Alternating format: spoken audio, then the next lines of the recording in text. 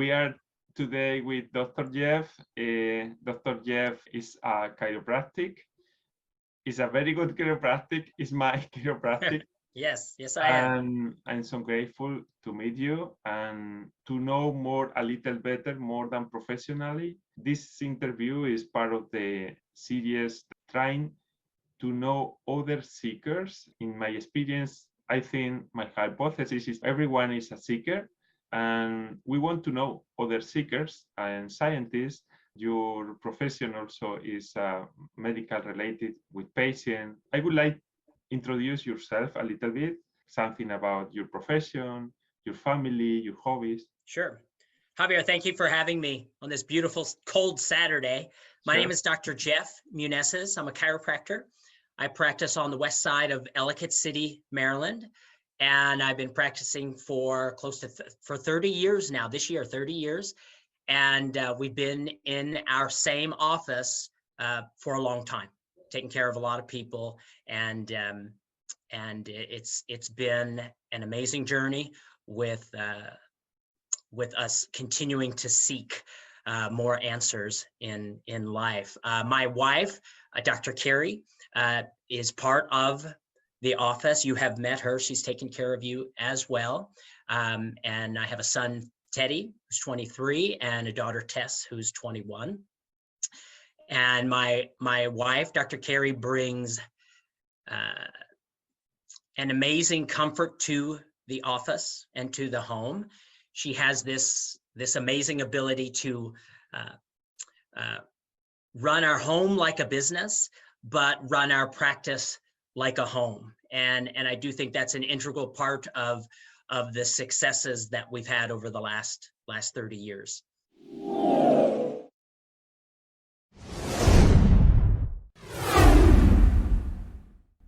You want to talk a little about one of your hobbies? Oh yeah, well, we come from a physical background. I love to play tennis. I love to exercise. I love to be physical. The chiropractic profession, the job on a daily basis is a physical job, and it does wear on the body just from the aspect of overuse. But we as chiropractors tend to be pretty good at taking care of ourselves. And I'm very, very disciplined in my daily routines, my daily rituals, to make sure that I physically, mentally, and spiritually can continue to take care of patients every day. And we don't miss days. And the only way that's going to work is if we are walking the talk. Anything, Javier, that I've ever recommended to you, whether it was an exercise or an adjustment plan, trust that game plan is being experienced by Dr. Carey and myself as well. I like that you take care of yourself. Especially, I like one of your routines. If you want to share a little about your routine, that you make a break in the middle of the day because you want to take care and be really 100% with the patients. I think this is great because we think that we are like machines and then we can work without stopping. But I think that talk to me that you are really taking care. Can you talk about that routine that Certainly. I love it? Certainly, yes. To have longevity in a career, longevity in a hobby or a passion, the body mandates, the body requires downtime. It requires recovery, true rest, and doing something that it's not a part of the rigors of the day. And so my dad is from the Philippines, and in the Philippines, and the same in Spain, there is this thing called siesta, right? From 12 o'clock to 2 o'clock. My dad taught me, the town shuts down. And it's not just the businesses that shut down. The schools actually, they close. The kids come home from school and they have lunch and take a nap. And that's exactly what I do. I work very hard from 8 o'clock till noon. And we are serving the masses. We're taking care of a lot of people. We're touching a lot of people. And that is energy draining. But at noon, I don't live too far away from the office. I come home and have a bite to eat, and then I get off my feet. I put my headphones on, I listen to a prayer, and I go to sleep. And I'll sleep for close to an hour, and then I wake up. And to me, Javier, it's a brand new day, right? It's not a full day.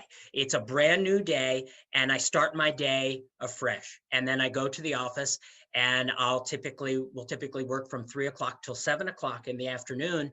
And I'll give it my all. I'll give it everything I got, because I have recovered. I have recuperated. And that the hope with that, the vision of that, is that the energy I have with my patient at 8 a.m., which is around when I see you, is the same energy that I have for the patient that I might see at 7 p.m. You can't do that if you're going for 10 hours straight. There has to be a break. And I've been very, very disciplined, very ritualistic with my downtime, to the point, Javier, that at the risk of sounding defensive, I'm very good at protecting my downtime.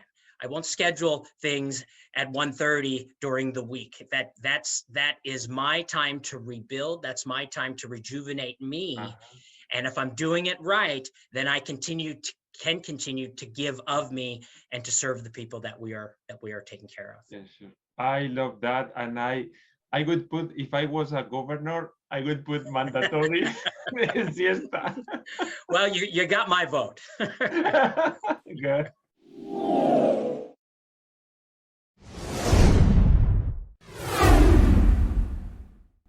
Nowadays, I call this society like the microwave society. We need to hit everything in 1 minute. If it's not hitting in 1 minute, it's not worthy.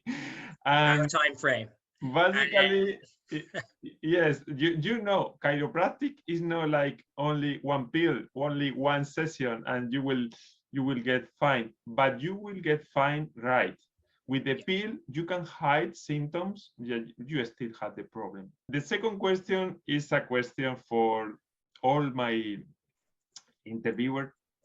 Is you consider yourself a seeker, and how has been your seeker journey? Seek and ye shall find. Ask and ye shall receive. The short answer, Javier, obviously is yes. But I agree with you. I think we all, as humans, we all are seekers in some degree, or at least I believe we should be. For me, my seeking, even as a youngster, was best exemplified by my career path as a chiropractor. I had a debilitating hip condition when I was in 5th grade, and it was extensive. I was bedridden. I couldn't get up. I couldn't move. I couldn't walk. And my dad, being a medical doctor, we went the medical route, and orthopedically, they didn't have a lot of answers, but they saw that I had an imbalance. I had one leg shorter than the other. So I was put in the hospital. I was put in traction. The short leg was pulled with a weight at the bottom of the bed, and I laid in bed for close to a month, all of which was designed to bring the leg back to balance. And I think it worked. I did eventually get better. I graduated from being bedridden. I graduated to a wheelchair, then to crutches for quite some time. I missed so much school, Javier, that I had to repeat the year. I had to repeat the grade. But I eventually, through the medical route, I eventually did get better, kind of, or so I thought. I was able to get back to athleticism and be the physical student through high school. But in college, my first year in college, it all came back. And I grew up in the Baltimore area. I was up in school in Connecticut at Trinity College, and it came back with a vengeance. I was back on crutches, which is difficult walking through a big college campus, and with no real answers. And of course, my dad very lovingly was able to get me under care in Connecticut, and I was on heavy, I kid you not, heavy doses of prednisone which you know is a very powerful steroid with massive side effects. Did it work? Well, I think I felt a little better. I was still on crutches. My face ballooned. I received a small fracture in my shin, which are all side effects to heavy doses of prednisone. But more important than that, it was from a game plan. That was it. It was just more medicine. And that is when I was forced to begin seeking as a young college student that this can't be the right path. I'm a healthy, athletic person. And now to be stuck on meds and not being able to perform the way everybody else was didn't seem right. And when you seek from that desire, God will put the right people in your path. And I was blessed to have one of my roommates, my friend Ray, one of my best friends to this day. I chat with him all the time, and I thank him every chance I get, because he came to me one day and he said, "Are you sure it's okay you popping all these pills?" And I was like, yeah, it's okay. They're prescribed. It's okay. He goes, "Why don't you just come with me?" He lives in New York, so 2 hours away. "Why don't you come with me? I'm going home this weekend and we'll go visit my chiropractor and see what he says." And at first it was like, I don't know. I don't even know what a chiropractor was. I never heard of a chiropractor at the time. This is in the early 80s. But I said, yeah, let's go. So we road tripped it back to Pearl River, New York. And I went to see his chiropractor, wonderful Dr. Gillickson. Between my friend Ray and Dr. Gillickson, they quite literally changed my life. Dr. Gillickson took me in that Saturday, gave me an adjustment, and I did have one of those little miracles where I was able to walk in with crutches and felt well enough to walk out without them. But the real miracle was what Dr. Gillickson said to me. He says, "You don't have a chemical imbalance that requires more and more chemicals. You have a misalignment. And until the misalignment is addressed, you will continue to need chemical after chemical, because chemicals will not solve a mechanical problem." And that phrase, I share that phrase with patients every day because it resonated so well with me. There was a logical rationale to that statement that made me realize, wait a minute, I was right to seek other forms of remedy because it didn't seem like it made sense. Something wasn't congruent in my heart. And I then followed that path. And this is 1984, 83.